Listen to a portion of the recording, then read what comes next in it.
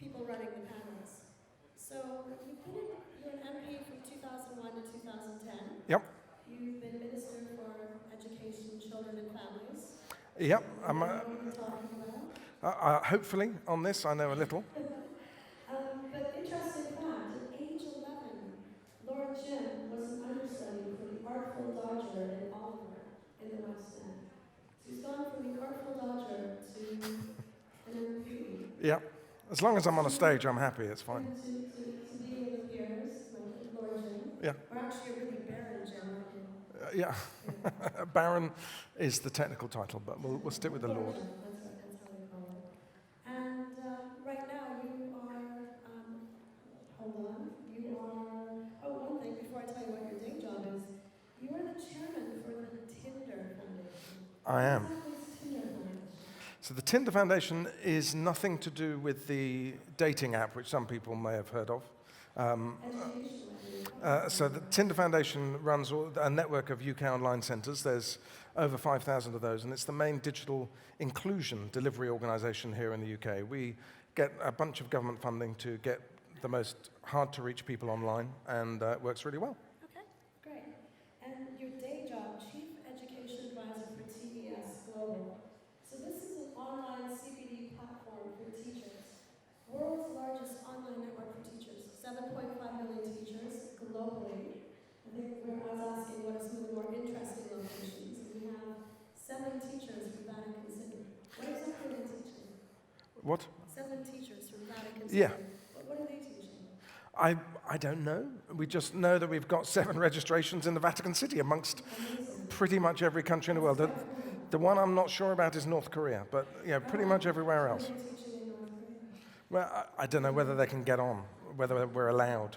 So the interesting thing is, and why you're really well suited for this panel, is TES is actually a 100-years-old organization focused on teachers. And you've been part of the team that's been driving them from just usual offline and really driving this whole network and platform for teachers online. Yeah, so I've been involved now in various roles for about 5 years, and I can't say I've been the leader of that because there are others who have really led that change, but I'm definitely part of shifting what was a journalism business for over 100 years, writing about education at the higher level and in schools, and then shifting it as still journalism, but recruitment and a massive resource sharing platform into being a proper digital business, now owned in the US, but based here in London.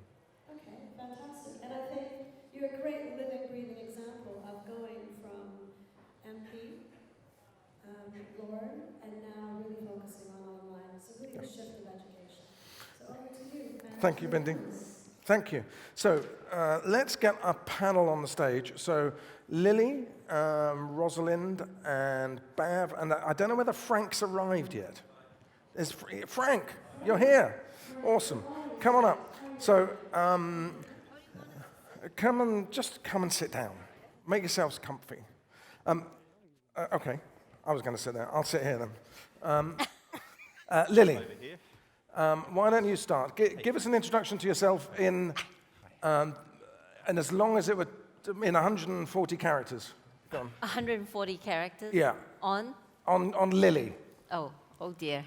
I work at the university. I've been responsible for building a startup ecosystem and community on campus. Earlier this morning, someone asked, Singapore is such a top-down country. How and where is the innovation, and how do you get people excited about innovation?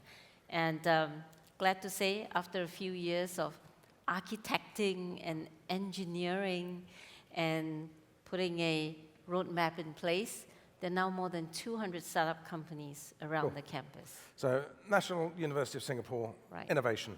That's your thing. Right. Frank. So I'm the co-founder of SmartUp, which is a smartphone-enabled learning and innovation platform for startups and corporates. Best apps of the month in June, best apps of the month in October. Doing really well. And I'm also the co-founder of Spark Labs Korea, which is the biggest accelerator now in Asia, I think. 1,500 people came to our last demo day. And then we also have Spark Labs Global Ventures and Spark Labs Capital. Perfect, thank you. Rosalind? So, good afternoon. Rosalind Hudnell. I'm the president of Intel's Foundation for all of 5 weeks, but I've been at the company for 19 years. Congratulations. Thank you. Part of the team that started the Intel Innovation Education Initiative, have done a lot of work in education and spearheaded our focus on community education for a long time. And excited to talk about something that we care deeply about, innovation and education. Cool. And Bav? I'm not sure I should follow these guys, then the other way around. So I come from the world of media. I've spent close to a decade at Viacom running the growth markets, and then ran one of the verticals for Pearson, and then realized that it was tougher to try and be an intrapreneur, and it's better to be an entrepreneur. Probably realized it too late in life. So set up Sandbox, which is focused at investing and building in media meets learning, the cross-section of the two spaces. And we've been going all of 11 months, so far so good. Cool. So, if anyone in the audience wants to contribute, wants to ask a question, I'll try and look at you every now and then. I can't really see you very well, but wave vigorously, and I'd love to involve your questions and your comments as we go, but I'll just carry on having a conversation up here, and then just pitch in as you see fit. Let me start, unBound, all about innovation, all about technology. In education, EdTech has been around a while. It's a growing sector, lots of investment, especially in the States. And yet, the OECD, the organization for the Western economies, published a report, about a month ago, saying it doesn't really work. So are we all wasting our time, Rosalind? Well, we aren't wasting our time, but I think we need to understand that just because young people have access to technology doesn't mean that it's the cure-all for end-all. So if you think about, why everybody looked at it, they said, well, look, we have all this ed tech and the PISA results haven't changed.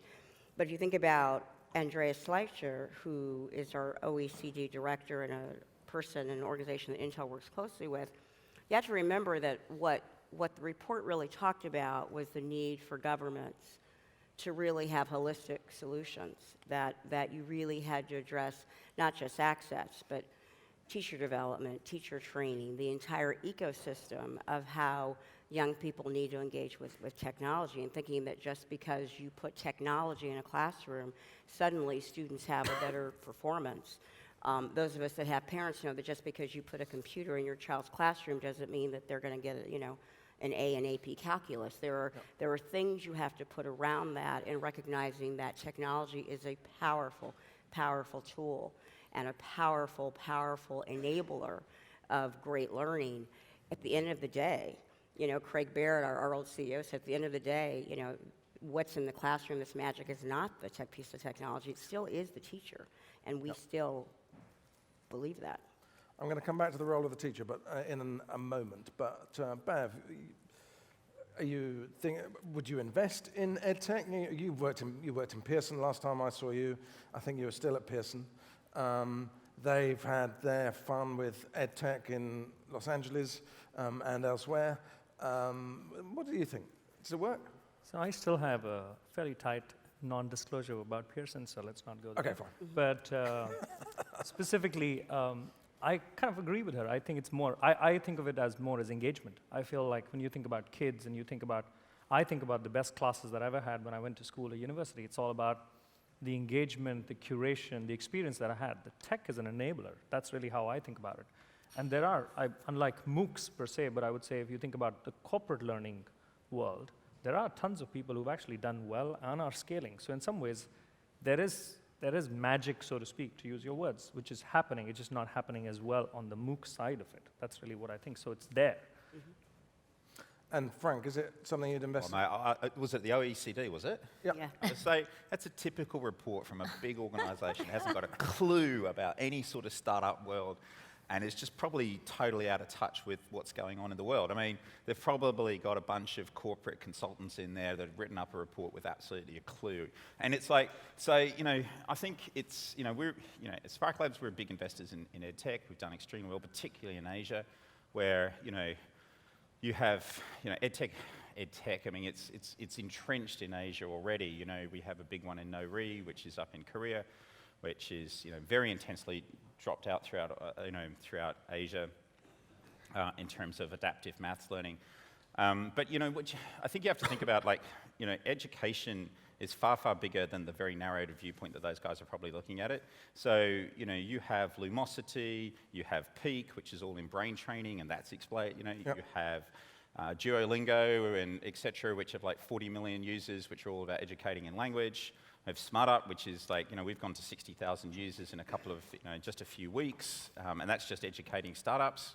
You know, there's an explosion of more consumer apps that are like really, you know, I mean, educating people. To be fair to OECD, I think the methodology was they looked at their PISA scores, so essentially the league tables around how countries do in maths and their native language and so on, and then compared it to technology adoption stats and then said, well, you know, what's the match? Yeah. Lily? So I look at it in a different way. I was at the OECD Higher Education Conference in Singapore. That was about a month ago. And I looked at the audience. You know, I was the worst dressed because I showed up in my usual attire, and everyone was in a suit and tie. And everyone's talking about education of the future and worrying about how technology is going to influence, but yet has no clue, no solutions how to address it. I think the disconnect between the people who are going to, you know, educate the next generation of young people and the young people growing up today in the environment they are in, I think we need to address that disconnect. Yep. Otherwise, we can't come out with solutions and how to And how the to impression I educate. get from Singapore, I don't know whether this is fair, is that there's a realization in Singapore and one or two other jurisdictions in your region that just passing tests is insufficient preparation for life for these young people, and now it's trying to insert innovation and some notions of enterprise and some of those skills into the curriculum. Is that right? Yes, but you have to educate the parents, not the kids. Because the parents are of the generation where making, you know, acing it is the key way to a future. And now you're telling the kids you've got to do all these things and the A isn't important. The parents can't understand it. Yeah. So you need to educate the parents first before you start putting all these things in place. Can I say something? You know, it's interesting. So, on one hand, I mean, I think we work really closely with Andreas and his team at the OECD, and coincidentally, he'll be speaking at the Intelligent Education Summit that starts tomorrow. I'm on a call with them this afternoon, so Yeah. I'm going to be rude to Andy. So, you know, part of, I think, why they released the study was to really reiterate the importance of a whole holistic view. But, you know, sitting here, I mean, when I started my career, I started in cable television. A huge part of what we focused on was content and curriculum. And we were having this exact same conversation about education 30 years ago. Yes, I'm older than I look. 30 years ago. And we were talking about it's about the parents, it's about teachers. I mean, it was the same conversation. We're having the exact same conversation today, but what's happened is the growth of innovation and technology has exploded the different opportunities, and I think you're right. I think we do need to bridge that gap, and I think you have a lot of people trying to bridge that gap as the gap widens every day, as those of us that are innovating in technology are continuing to do that in a way that we just have never been able to fully catch up. Let me just come back then. You know, Rosalind, you talked earlier about the role of the teacher, and that in the end, technology is about enabling teaching so that they can do their job better. But you look at probably one of the sort of poster children of EdTech, which would be Khan Academy, and say that's, to an extent, that looks like teacherless education. Or you look at what Sugata Mitra is talking about with his TED Talk that won the TED Prize and his School in the Cloud. That's pretty much teacherless schooling. Is that where education technology will take us? Well, first I would challenge, I don't think that's teacherless schooling. I think if you really look at, I mean, and I met with Sal a couple weeks ago, and I think if you really look at how he started that, right, he started that as online tutoring to his family. Last I checked, that's teaching. Yeah. That's just teaching through technology. And if you think about what students will be enabled by that, I see that as driving scale. I see that as using technology to drive content and teaching across geographies for those students who have access, Yep. for those students that are going to be enabled by an online learning platform. But the reality is that's not ubiquitous for every single young person in the world.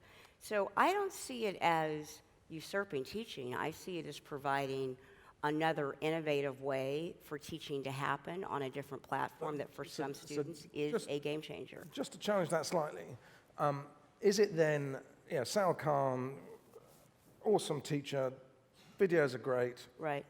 so schooling could just be, get a childminder Yeah. who just looks after the kids while they look at this great teacher who's now scaled and global and is having this fantastic impact. Is that enough? Well, let's see. That's what we said years ago when they started with videos and flashcards. Yeah. Let's think about it. They said videos and flashcards and online content through the cable television system that I owned might usurp teachers. Did that happen? See, I don't think you're ever going to take the human being out of human beings.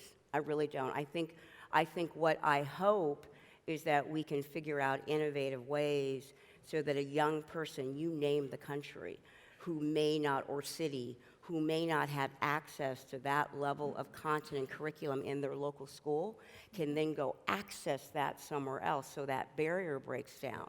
But to say that that is going to usurp that local school, that local need, Yeah, that local wouldn't teacher, happen. I Agree. just don't see that happening. Yeah. Yeah, and Agree. I wanted to say it's also, we're probably mixing what replaces and what is supplemental or additive. point. And I think this is additive. It makes the whole experience more compelling.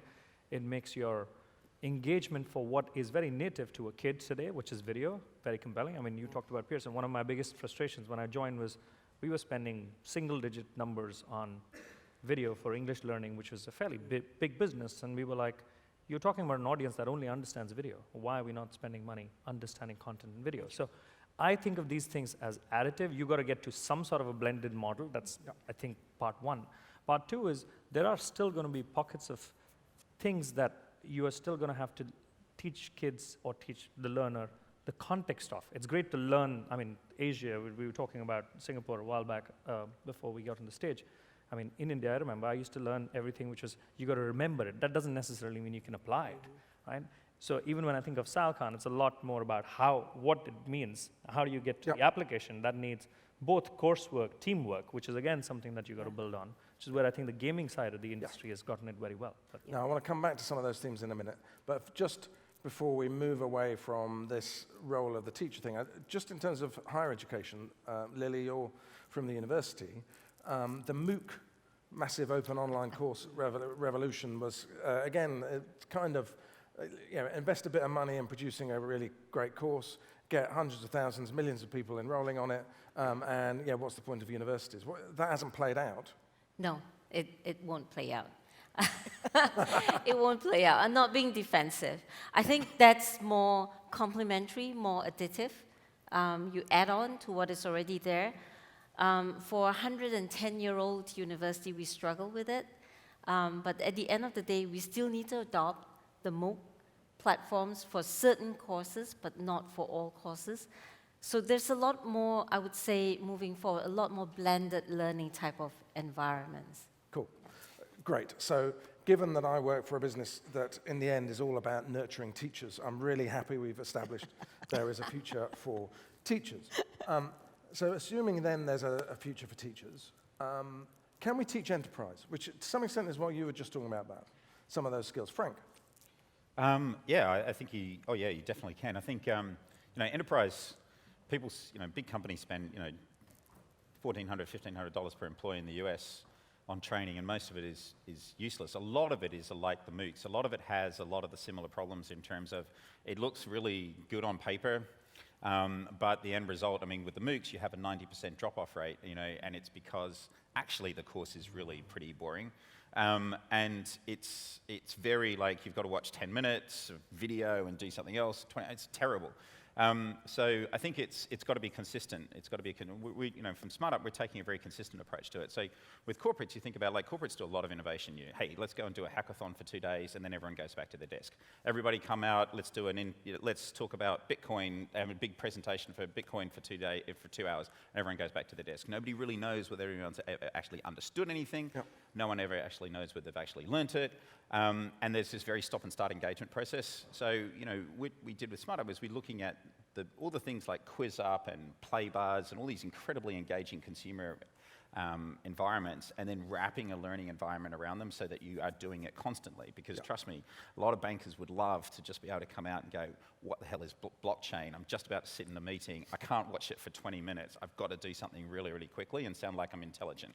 So you mentioned Duolingo about blockchain earlier. Anyway. And Duolingo, I'm currently refreshing my French on Duolingo, and it's kind of 10 minutes every day. Yeah, totally. And that's a very effective way of learning a language. Absolutely. And you know what? It comes back away to kids in a way as well, because, you look at what's happening in the kids environment. Like, you have companies like Youth Digital, Code Kingdoms, etc. Stampy Longhead, who has, every kid watching Minecraft every day, now does videos about science, right? Kid is going to be far more engaged with him than anyone else. Yep. It's a similar type of approach in the corporates. What they want to see is they need to see, someone is learning about innovation or startups or whatever inside a corporate is not going to go to an enterprise learning system. He's just going to go, there's no credibility behind it. They're going to go to something that other startups are using. So it's a similar thing with the kids in terms of they're going to go to something that they see other kids using. It's not going to be coming from the schools. It actually comes from the kids themselves, and it's very much like Slack in the enterprise where the workers will bring the stuff in. I'm just going to distract the conversation very briefly by Rosalind, you're head of HR at Intel. Your internal corporate training, I assume there is some. Are you of that model of doing a bit every day? Or are you of the model of chuck people on a course for a couple of days every now and then? Well, so it's interesting, and I'm not head of HR, even though I own a huge part of our platform. We look at it, and I think if you even think about young people, of how people learn. So what we would say is really only 20% of our development is really structured through what we would call structured development training courses, whether they be online or face-to-face. That about 70% of what our employees learn is by actually doing the job.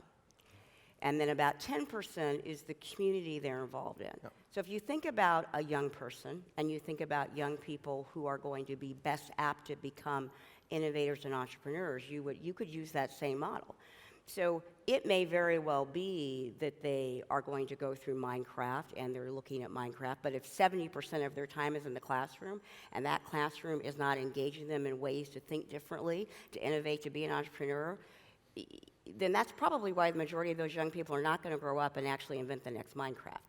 And if in their community, the parents, the people around them, they don't see people that are innovators, that are owning their own business, they probably won't. So we don't see it as it's all about training. What we do, even whether it be an adult or a child, we see it as what is the ecosystem that people sit in that enable them to either think like an entrepreneur or not. Yep. And it's not, no one class is going to do that. So It's really, we're trying to get more out of, let's just go send people through a lot of training. We look at what's the job, what's the community they're in, all of that. Lily. So we have a program in our university that was started 12 years ago during the dot-com bust, and we sent students to the Silicon Valley. They took a year off. They work in startups. Today, we've got 2,000 students who have gone through that program in the last 12 years. We run this program in the Silicon Valley, in New York City, in Tel Aviv, in various parts of Europe, a couple of places in Europe, as well as in China. These students come back. They are all hyped up, but you need to provide the environment. They are hyped up, and they come back, and they go back to mom and dad at home. And they don't live on campus. So how do you get them excited? So we had to create that environment and that community for them. And today, as I indicated, there are more than 200 startup companies around the campus. And that really was the push and the start of the startup community and ecosystem in Singapore coming out from the universities. For me, we should see a lot more of that as part of the higher education experience. But then just to go back to schools, Bev, for a start, that immersive experience isn't scalable for every school child. That's true. Should we have this as part of the curriculum, or what sort of age should it start? Is it part of a learning style rather than a subject? This is my take, not any report, but I kind of feel like it starts with, and it's somebody, he referred to kids, I think it starts with toddlers, right? If you think about the nursery school of today, is exactly the same as it was, 200 years back. It's what one of my colleagues calls it a parking garage for kids for busy parents, and I think that's a very apt and sad analogy, if you really think about it. So you go to a nursery school in this country, and you have almost minimum wage people who are doing the most that they can, and it's very good, it ticks all the boxes that the government needs it to tick, but it's not providing anything that is immersive, it's not giving me anything as a parent, it's not giving me anything that connects the dots about what he or she is doing at home versus what he or she is doing there. So I mean, when we set up Sandbox, one of our big things was we will try and innovate and build a whole lot of complementary things here that are additive to what a brick and mortar experience is or what a family experience is. And the crux of this, to me, goes back to engagement and what you can co-participate in. This is where things like Minecraft that he was talking about. But even when you take 3-year-olds or 2-year-olds, I mean, there's enough evidence to say language learning starts to deteriorate by the time you're 3 or 4. Yep. So if you really say that, and you know that a kid is always going to hang out with apps today, and they're the Swish generation, as we call them now, what are we doing to be able to give them an interesting but very entertaining experience to start there? So we don't really do much in that. I agree with you, but there's this sort of nagging worry in my mind about educating the next generation of entrepreneurs that most of the entrepreneurs that I know, by definition, are disruptive. You know, what they're interested in is challenging the norm, because that's how they create value and create something new and that makes them money. Disruption in classrooms is bad. No. We don't want disruption in schools. How do we square that?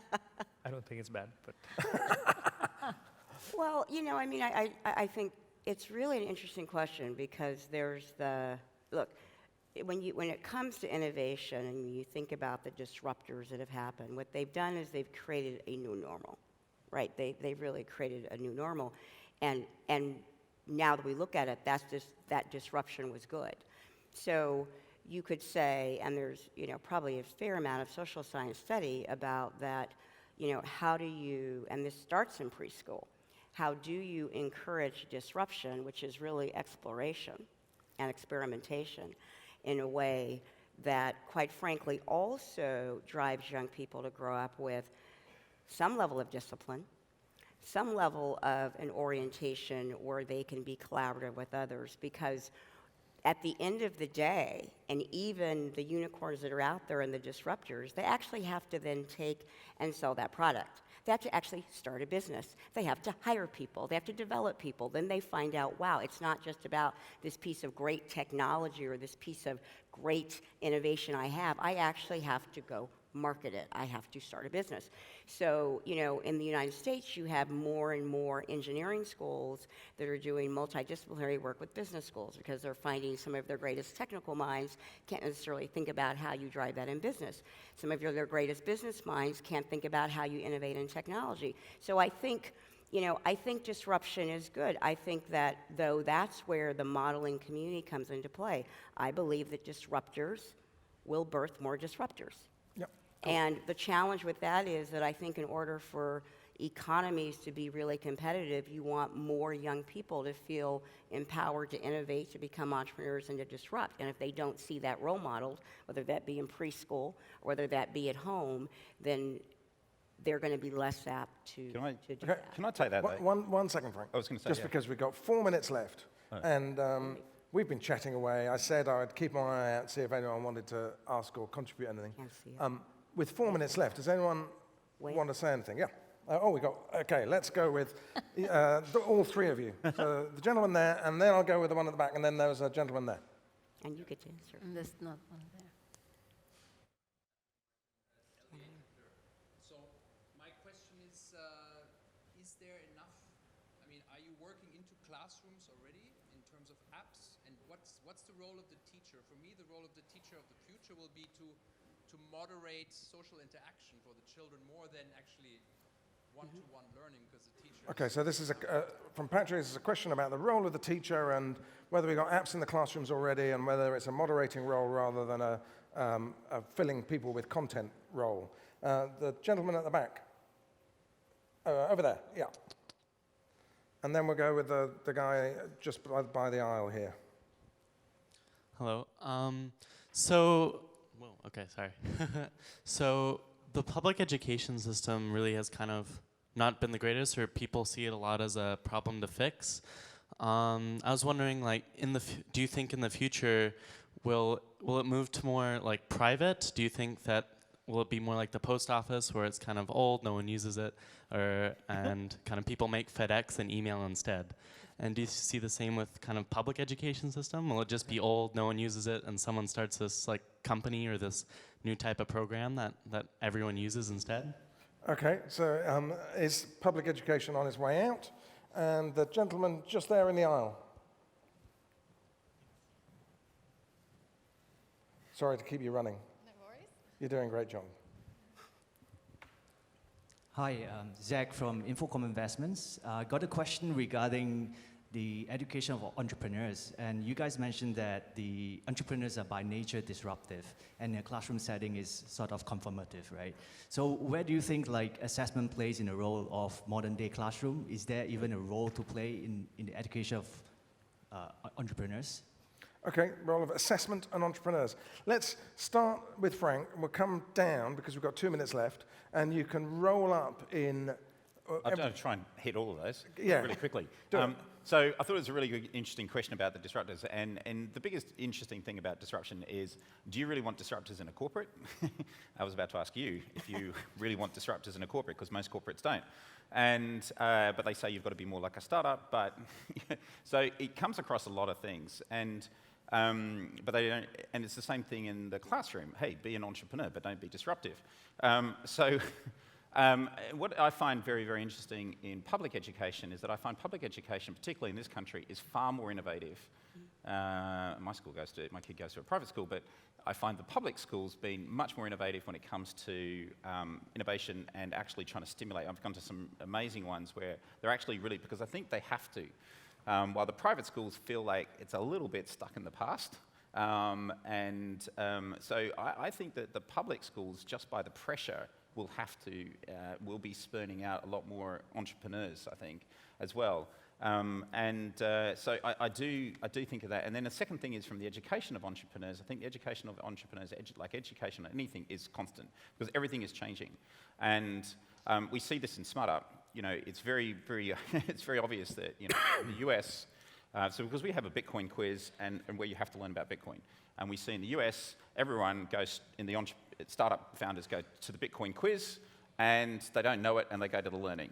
While in Asia, they go and learn first, and then do the quiz.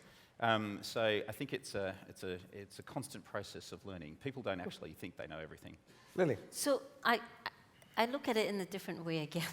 It's the teachers. I think we need to spend, countries need to put a lot more effort and a lot more monies in the training of teachers. So whether you need teachers in the future with new technologies coming in, you still need them. Whether you need continuous assessment, you still need them. But you need to equip the teachers. You need to spend more time training the teachers and equip them with the relevant skill sets and the more, innovations and technology skill sets to address the situation. Ross? So what I would say is, number one, Intel disrupts technology about every 18 to 24 months. So a lot of what's happening in the unicorns has been enabled by the disruption we drive. So we disrupt. That's part of who we are. I do believe that the public education system in this world will still have to thrive, because that's where the scale is. Yep. And if we decide that's not the case, then you're going to have a lot of young people who are just not going to be educated. So we at Intel believe that that education needs to happen at scale. I mean, we've trained 5 million teachers, I think, just here in Europe. And I think the challenge is, how do you take and continue to drive that to scale in new ways? And I think that's what we're all here to do. We're trying to figure out what the right way is, because at the end of the day, the problem has been solved. The challenge is it has not been solved for every young person, and we have to figure out how to take that to scale. So somebody once said, getting simplicity for the sake of simplicity is not the answer. It's about dealing with complexity and being comfortable with it. And I think that's just the new norm, so which leads to disruption, ambiguity, all of that. And to the point earlier about teachers, I think a teacher's role will fundamentally get redefined much more as a curator and a facilitator and a guide rather than a one-to-one. Similarly, I think public education, there's a hope and there's a, what do you want to call it, a view to the future. I think the scale that it provides and the social need that it delivers is absolutely a must, and I would hope that it survives, if nothing else, and thrives. So from that standpoint, I don't know what the crystal gaze or the lens is, but I believe that disruption is going to be the underlying norm, and that drives education for entrepreneurs and, frankly, learning for a preschool kid. It doesn't really matter. Okay. In wrapping up, I would give my answer, because I can't resist, to the three questions. First, I think the role of the teacher needs to shift from content delivery and then testing into coaching learning. Now, if that, and that might then, it would inevitably mean coaching people around their use of tech, as well as their use of books and all the other resources that you use in your learning so you become a lifelong learner. In respect of the assessment question, assessment absolutely has to change. We need to get to a position, and we need to invest some thinking in how we assess collaboration, how we assess disruption, how we use some of the techniques we use in music and dance assessment, and that means investing in teachers' assessment skills so that they can observe and give good assessment of people's achievement, but not necessarily in isolated settings in sports halls on little desks with a paper and pen. And public education, I think the business model for education, if you like, of us all paying something in through our taxes and then providing a universal service is pretty good. You might find, increasingly we're finding parents being asked to supplement that a little here and there. Pay for a trip here, pay for some materials there, pay for a Chromebook or an iPad or whatever. And there are some equity issues attached to that, but in the end, I think the business model is sound. Bindi, thank you. Thank my panel. Good. Bhav, Ros, Lily, and Frank, thank you. Great, thanks, Jim. Thank you.